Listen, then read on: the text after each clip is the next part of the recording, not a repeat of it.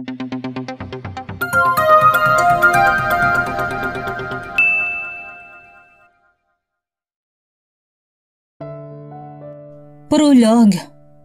May kirot na nadarama sa dibdib si Gabriel habang pinapanood ang pamimitas ng ligaw na bulaklak ni Alona sa gilid ng burol. Akala niya'y naubos ng mga luha niya habang patungo sila doon sa burol, pero nagkamali siya. Muli nararamdaman niya ang pag-init ng mga mata at nagbabantang bumagsak ang kanyang mga luha. Subalit hindi niya gustong gawin yon sa harap ng 11 taong gulang na batang babae. Pinuno niya ng hangin ang dibdib at tinanaw sa ibaba ng burol ang hindi kalawakang lupain at isang luma at maliit na bahay na yari sa kahoy at yero. Yun ang kabuuan ng lupain. Mula sa oras na yun ay responsibilidad nina. Si Alona at ang Loisa Farm, his legacy from the two people he had begun to care about. Dalawang malaking responsibilidad yun sa kanyang mga balikat. Hindi maaaring mawala ang Loisa Farm kay Alona at si Alona sa Loisa Farm. Ang lupain hindi naman kalakihan at nangangailangan ng salapi at hirap upang hindi mauwi sa walang pinaghirapan ni na Richard at Loisa. Loisa, tumingala si Gabriel sa langit upang ibaling ang namuong luha sa mga mata.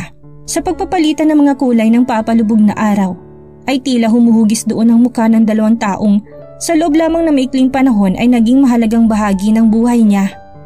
At sa kabila ng malakas na ihip ng hangin ay tila naririnig niya ang tinig ni Loisa. Take good care of Alona, Gabriel. Muli pinuno ni Gabriel ang hangin ng dibdib at nilingon ng bata. Lumingon ito sa kanya. She smiled at him though there was sadness in her amethyst eyes. Nililipad ng hangin ng mahaba, nagrarayot na kulot at mamulang-mulang buhok. Buhok na nakuha rin ito sa ama. Nasa mga kamay nito mga pinitas na bulaklak sa parang sa gilid ng burol. Look, Gabriel! Sigaw ng bata. Marami ako napitas ng mga wild roses. Wild roses. Sa kabila na lahat ay hindi ni Gabriel mapigil ang mapangiti. Mga ligaw na bulaklak pero wild roses para kay Alona ang mga yon.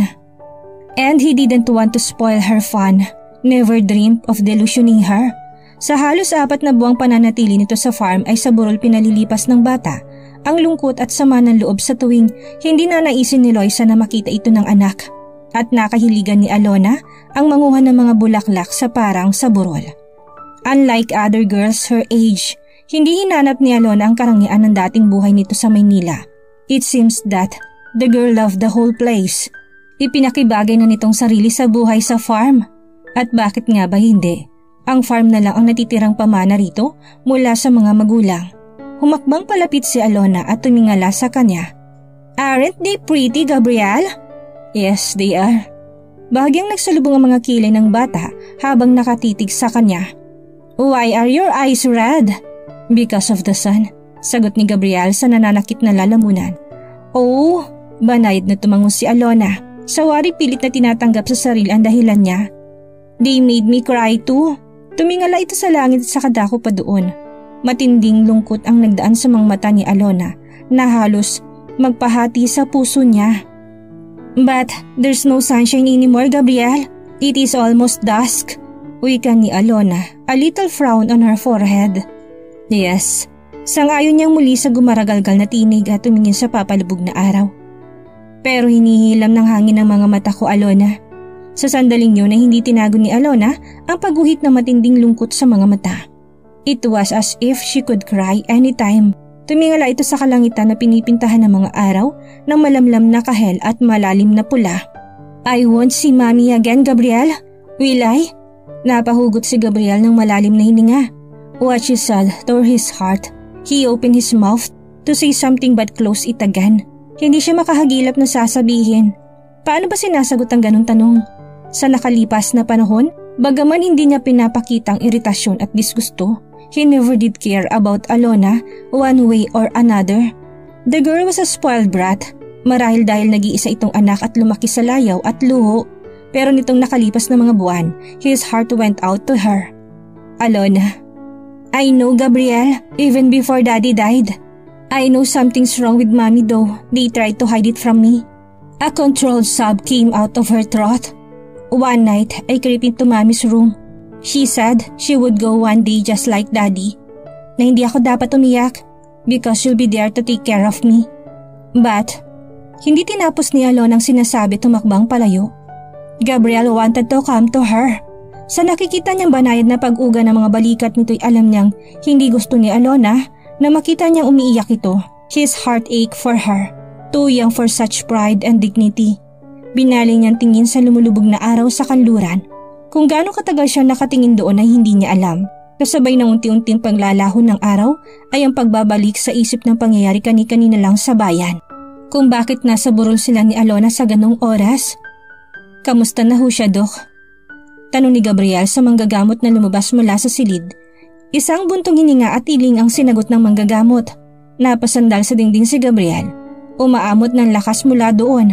Matagal na niyang inihanda ang sarili sa ganitong sandali, subalit hindi pa rin niya mapigil ang tila pamamanhid ng buong katawan niya. He felt a certain deja vu. Nang sabihin din ng doktor na wala na si Elvira, his mother. Though this was worse, Elvira's death was sudden. Hindi niya alam na mamamatay ang ina sa kabila ng alam niyang may sakit ito. Samantalang alam niyang anumang oras ay mamamatay si Loisa. That was even harder to take. Knowing someone you care about would be taken away from you any day, any moment, and this was the moment he dreaded. May ilang sandali na lang siyang nalalabi. Gusto ko niyang makausap, ikaw lang. Patuloy ng doktor. Hindi pa halos natatapos ng doktor ang sinasabi, tinakbo na niya ang patungo sa silid ni Loisa. Gusto niya manlumos sa nabungaran. Si Loisa, humpak ang halos kulay papel na mukha. Ang dating maganda at natural na mamula-mulang kutis ay tila wala ng dugong nananalaytay sa mga ugat. Nagsisikip ang dibdib na banayad niyang sinarang pinto. Why should life be so unfair? Why must one had to die at a very young age? Loisa was only 37. Nagmulat ng mga mata ang babae nang maramdaman ng presensya niya. Sa lambong ng mga matay nakuha pa nitong ngumiti. Ang dating mapanuksong dimples sa magkabilang pisngi nito ay hindi na niya matanaw. Sumama na yun sa humpak nitong pisngi. Hi, wika nito. Sa nagsisikip na dibdib at lalamunan ay marahan siyang lumapit sa gilid ng kama at naupo doon. Ginagap niyang kamay nito at kinulong sa mga palad. Gabriel, shh, huwag ka na magsalita. She shook her head weakly. Please, listen to me. I know I'm leaving any moment. Nag-iinit ang sulok ng mga mata ni Gabriel, subalit sinikap niyang huwag magpakita ng kahinaan. I really hate to leave you guys. Who's gonna clean your rooms? The toilet. Her voice was so worried for a while. Subalit agad yung naglahot sumila yung ngiti sa maputlang mga labi nito. Pinakawala ng mga palad na hawak ni Gabriel at sa halip ay ang kamay niyang kinulong sa iyat nitong mga palad. Si Gabriel ay hindi makuhang magsalita. Nananakit ang lalamunan niya sa pagpipigil na maiyak.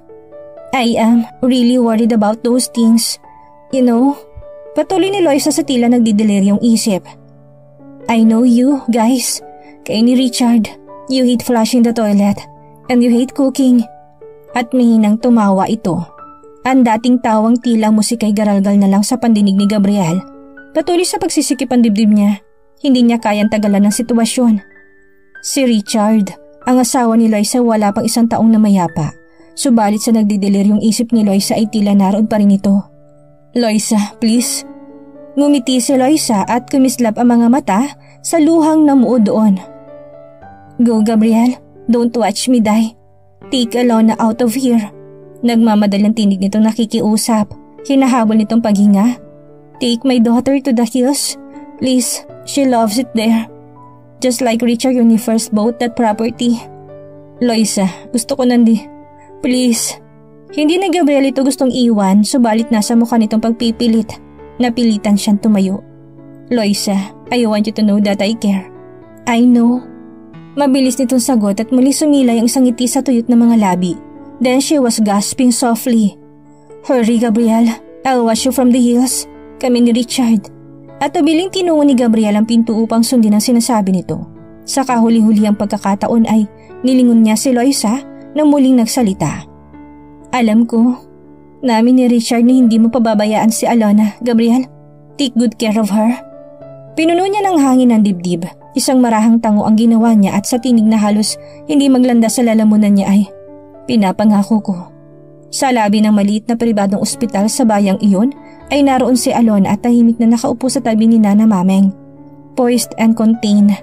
Too ladylike for an 11-year-old. Agad itong tumayo mula sa pagkakaupo nang makita siyang lumabas ng silid. Kayo nang bahala dito, Nana Mameng, ani Gabriel sa matandang babae.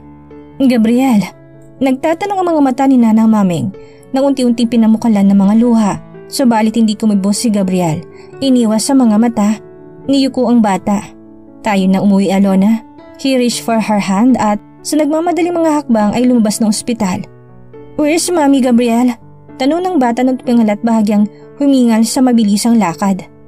Bakit tayo uuwi? Hindi ko ba siya maaaring makita? The pain was killing him. Hindi ni Gabriel magawang sagutin ang tanong ni Alona. Nagmamadaling tinungo niyang motorsiklo na nakaparada sa ilalim ng isang puno. Binitiwan niyang kamay ni Alona, flipped the kickstand with his foot, kinuha ng helmet at sinuot sa bata. Can you back ride, lady? Tanong niya rito. Sandaling nahalina ng excitement ang lambong ng mga mata nito. I sure can. Sumumpa siya sa motorsiklo. Hopping. Sumunod si Alona, her hands tentative on his waist. Hold tight, sweetheart. Humagibi sa motorsiklo pabalik sa bahay farm, patungo sa burol. Hindi alintana ni Gabriel na wala siyang helmet at malakas na hangin ang dumadapyo sa mukha niya. Sunod-sunod din ang daloy ng likido sa mga pisngi niya. Pilit niyang sinisiksik sa puso at isip that it was the wind and sunshine that caused the tears. Chapter 1. Mula sa pagzizipper ng pantalon ay nilingon ni Gabriel ang ina. Sunod-sunod ang pag-ubo nito habang pinaplansya ang pangitaas niyang uniformeng polong puti. Bakit hindi niyo papatingnan sa center yung ubo niyo? Matagal na yan ah. At saka sabi ko naman sa inyo, ako nang mamamalansya dyan sa uniform ko. Kaya ko naman yan, Nay. Hindi naman mabigat tong ginagawa ko, anak. Wika ni Elvira. Habang sinisiper ang pantalon hindi inaalis ni Gabriel ang nag-aalalang tingin sa ina na nakayuko sa pinaplansya nito. Umaalon ang dibdib nito sa pagsisikap na pigilin ang pag-ubo. 42 pa lamang si Elvira. Ngayon may tila matandang-matanda na itong tingnan. Puti na halos lahat ang buhok, hapis ang muka at payat. Sa likod nito, sa dingdingin nakasabit ang dalawa sa mga litrato nito noong kabataan. Nasa entablado at may hawak na mikropono. Ang isa ay nasa isang mesa, nakangiti at may sigarilyong nakaipit sa mga daliri. She was 24 nang mapasok na waitress sa isa sa mga restaurant/cocktail lounge sa Ermita. Natuklasang may ibubuga naman pala sa pagkanta kahit papaano. Binigyan ito ng pagkakataon ng manager na maging crooner sa gabi na labis nito pinagpasalamat. Maliban sa kasiyahan at mas glamorosong dulot ng bagong trabaho, kailangan din ito na mas malaking kita dahil sa matandang inang labas-masok sa pagamutan. Sa trabaho nito nakilala ni Elvira ang anak na may-ari ng club. He frequented the club and not only he has generous with his tip but he has also married. Gayunman ay hindi naging hadlang yon upang hindi ito ibigin ni Elvira. Nang mamatay ang nag-iisang magulang ni Elvira ay ang lalaking itong laging nasa tabi nito at nakirami at nagbigay ng suporta. Nagtagal ng relasyon hanggang sa isang araw ay nagpaalam ang lalaking aalis ito patungong ibang bansa kasama ang asawa na ang club ay naipagbili na ng mga magulang nito at huwag na siyang mag-alala dahil babalik din naman ito. Bagaman sa simula pa lang ay nihanda na ni Elvira na mangyayari ang ganoon ay hindi nito maiwasang labis na masaktan. Ang kabataan nito'y nagugol sa piling ng lalaki na sa bandang huli iniwan din ito. Ganun man ay nagpatuloy ang buhay ni Elvira sa club at dahil nagkakaedad at may higit na mga batang crooner, nabawasan ang oras nito sa pagkanta. At nabawasan din ang kinikita nito na kulang pang pambili ng make-up at damit. At natutuhan nitong sumama sa mga customers na nagyayayang lumabas. Katuwiran nito hindi ito mananatiling bata at mananatiling makakaawit. Kailangan itong pag-ipunan ng pagtanda na kung saan ay nakikinikinita na nitong mabilis na dumarating. Isa pa, hindi ito sumasama sa customer ng dahil lang sa pera. Kailangan kahit papaano may attraction ito sa lalaki. And Elvira never thought she'd get pregnant. Sa 6 na taong pakikisama niya sa kaisa-isahang lalaking minahal ay hindi siya kahit minsan nagdalang tao. Magkahalong pag-aalala at tuwa ang nadama ni Elvira nang una nito matuklasang nagdadalang tao ito. Pag-aalala dahil 35 na ito. Tuwa dahil sa buhay na pumipintig sa sinapupunan nito. Bagaman ni hindi nito matukoy kung sino sa mga nakarelasyon ang ama ng dinadala, it didn't bother her. She was ecstatic. Nanatili ito sa pagkanta ng 2 beses sa isang linggo sa club hanggang sa kaya pa nitong itago ang kalagayan. Nangihinayang ito sa kikitain lalo at kailangan ito ng salapi para sa dinadala. Ganun may iniwasan nitong lumabas sa kahit na sinong customer. Huminto si Elvira sa pagkanta sa club nang tumuntong sa ikalimang buwan ng tiyan nito na nagsisimula ng mahalata at natitiyak ni Elvira na ikinasaya ng manager ang pamamaalam niya. Tanging ang maraming mga taon na itinagal nito sa club ang nagpangyari upang hindi ito lantarang paalisin. Kahit paano'y marami nang naipon si Elvira. Magagamit ng kaunting puhunan sa pagtatayo ng maliit na tindahan sa harap ng inuupahang apartment. When she gave birth to a healthy baby boy, she couldn't contain her happiness. She named him Gabriel, her Gabriel. Subalit unti-unting naubos ang naipon. Ang munting tindahan sa harap ng apartment ay hindi naman maasahan dahil hindi lang naman siyang may tindahan sa lugar nila. Nalalo pang pinasama ng mga nangungutang na hirap magbayad. Bago nagsimulang mag-aral ang anak ay maraming beses na silang lumipat ng tirahan. Nang magtapos ng elementarya si Gabriel, sa iskinitang yun ng Tondo sila napadpad. Sa isang maliit na silid na nandoon ng lahat, sala, kusina, tulugan at isang maliit na comfort room. At upang mapanatili nitong mapag-aral si Gabriel ay kailangan nitong maghanap ng mapagkakakitaan at yun ay ang paglalabada. Ang muling pag-ubo ni Elvira ang nagpapabalik sa isip ni Gabriel sa kasalukuyan. Kabisado na niyang kasaysayan ng ina. Hindi yung tinago ni Elvira sa kanya nang magsimula siya magkaisip at hindi ni minsang napapasubo sa away dahil sa panunukso ng mga kalarong putok siya sa buho. Pero kasusuklaman ba niya ang ina na pinanganak siyang walang ama? Na hindi malamang nito matukoy kung sinong ama niya? Na ang tanging konsolasyong ibinibigay sa kanya ni Elvira, kung konsolasyon mang matatawag, na ang mga nakarelasyon nito noong panahong bago nito malamang nagdadalang tao ito ay hindi basta-bastang mga tao. At nitong nakaraang taon ay nilabas ni Elvira mula sa taguan ng 3 lumang calling cards na mga lalaking nakatalik nito ng mga panahong iyon. And Elvira swore that there were only 3 men that she alternately went out with in those days. Ang isa'y manager ng bangko, ang isa'y franchiser ng isang gasolinahan, at ang isa'y negosyanteng in-chick. Gabriel's lips twisted in a bitter smile. The Chinese businessman was out. He didn't look Chinese. Not a bit. He was dark. But then he couldn't be so sure. Morena si Elvira. At anong malay niya kung wala siya naman sa bahagi ng Chinese businessman? Kung ito man nga ang ama niya, tatalangan namang hanapin yung address ng mga opisina nakalagay sa namumula ng mga calling cards upang tingnan ng mga may-ari nun at baka isa sa dalaway ang ama niya. Isang malalim na hiningang pinakawala ni Gabriel. Matagal na niyang pinunit at tinapon ng mga calling cards na ipinakita sa kanya ni Elvira. Matagal na rin niyang natanggap ang buhay niya. Hindi niya kailanman kinamuhian ng ina dahil doon. At least nitong huling lipat nila ng tirahan ay hindi na siya nakikipagbasagan ng mukha dahil kung tutuusin ay maraming mga bata doon ang tulad din niyang buhay. Isa pa'y nakapaghabi ng kasinungalingan si Elvira na byuda ito. Inabot niya ang polo mula sa ina. Hindi na muna ako papasok sa gasolinahan mamayang hapon, Nay. Sasamahan ko kayo sa center. Gusto kong patingnan niyo na yung ubo niyo. Wala ito, Gabriel, sagot ni Elvira. Nagsisikip ang dibdib sa pagpipigil na maubo. Yang pag-aaral mong pagbutihan mo. Noong nasa elementarya ka hindi ka naalis sa first honor at valedictorian ka nung magtapos. Huwag mong hayaang masayang ang talino mo, anak. Yan man lang ay maipamana ko sa iyo at pasas mo upang mahango ka sa hirap. Kung ako masusunod, ayokong pumapasok ka sa gasolinahan. Hating gabi ka na kung umuwi. Nag-aalala ako sa iyo. Kung ako man ho ang masusunod, mas gusto ko mag full time sa trabaho ko nang hindi na kayo naglalabada pa. Baka yun ang dahilan kung bakit hindi na kayo nawala ng ubunay. Wika ni Gabriel habang binubutones ang puting polo. Yan ang huwag mong gagawin, mariing sabi ni Elvira. Muli itong inubot mo liring sinikap na pigilan yun. 17 ka na pero tingnan mo't nasa 3 taon ka pa lang ng high school. Pahinto-hintong pag-aaral mo. At kung titigil ka, paano ka makakatapos? Kayo lang ang inaalala ko. Nahihirapan kayo dyan sa paglalabada nyo. At hindi ko sinabing hihinto ako. Idinagdag ni Gabriel ang huling sinabi para lang mapanatag ang ina. Obsession ni Elvira na mapagtapos siya ng pag-aaral. Malimit nito sabihin sa kanyang igagapang ang pag-aaral niya hanggang sa makatapos siya. Nitong nakaraang taon ay pumasok si Gabriel bilang boy sa gasolinahan upang matulungan ang ina.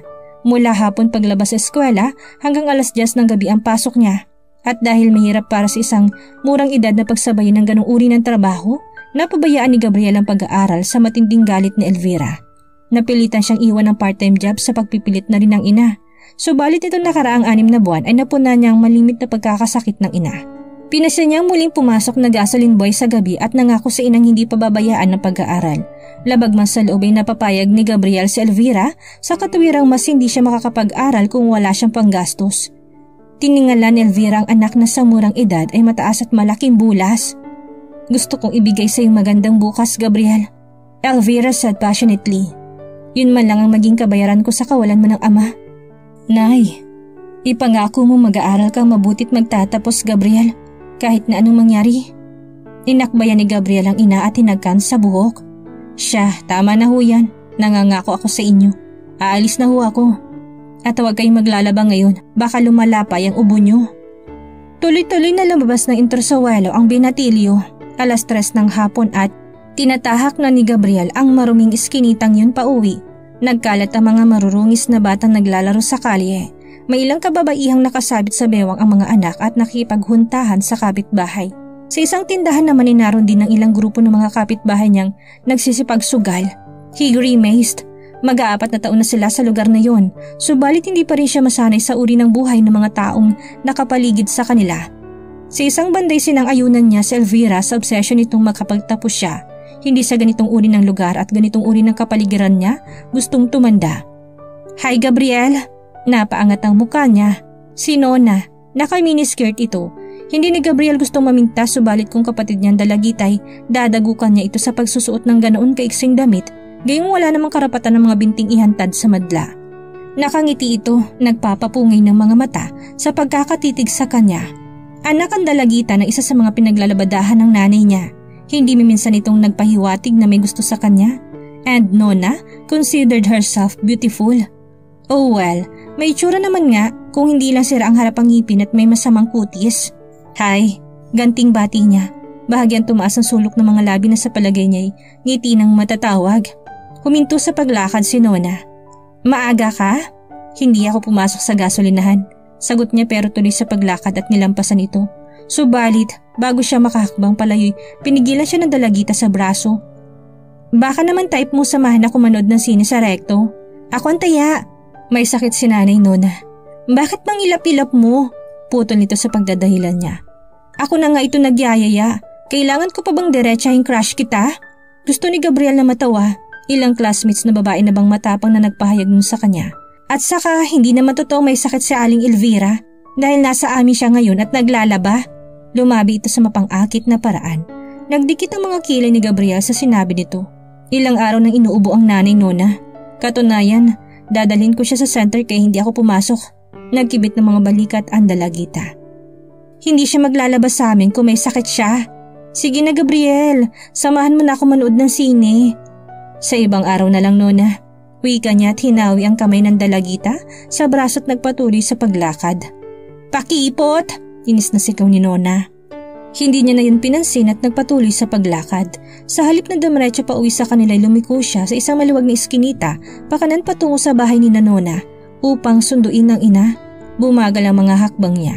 Gusto niyang pawiin ang galit na nararamdaman para sa ina. Hindi pa man sila kinakapos sa pagkain para magpilit itong magtrabaho kahit may sakit at kung tutuusin malaking tulong sa kanilang trabaho niya. Ilang bahay pa bago ang pinaglalabadahan ng ina nang matanaw ni Gabriel ang grupo ni Martin, ang siga sa lugar na yon. Malakas na humahalakak ito habang ang dalawang kasamay may binabastos na babae. Bitawan niyo ako! Ano ba? Ikaw naman Patricia! Ani Martin bago dinala sa bibig ang bote ng beer at lumagok. Mas magagandang lalaki naman yung dalawang bata ko kaysa sa mga customer sa kabaret. Pagbigyan mo na! Nagtawanan ang mga kasama nito. Ang isa'y nakapulupot ang braso sa katawan ng babae. Ang isa'y sinisinghot-singhot ito. Bastos kayo talaga! Sigaw ni Patricia sabay piglas. Tinaas ang kamay upang sampalin ng sumisinghot dito. Subalit, tumawa lang ito sabay hawak sa braso nito at doon naman pinaglandas ang mga labi. Mabango ka pa rin Patricia. Kahit na nga ba sa bangketa mo lang binili ang pabango mo. Wika na sanggano. Laman tiyan ka pa rin. Wika naman ang isa. Nilingan ni Gabriel ang ilang mga kapitbahay na nakamasidlang. Ang iba'y nakangiti pa nga at nag-e-enjoy sa nakikita. Gusto niya maghimagsik. Ni walang gustong umawat sa grupo ni Martin. Alam ni Gabriel kung bakit. Bukod sa takot ang mga ito kay Martin ay kilala na lahat si Patricia bilang masamang babae. Nagtatrabaho ito sa isang mumurahing club sa Avenida. At dito na po nagtatapos ang unang kabanata ng ating kwento at sanay muli niyo po ako samahan sa mga susunod pang kabanata. Maraming salamat po at ingat po tayong lahat.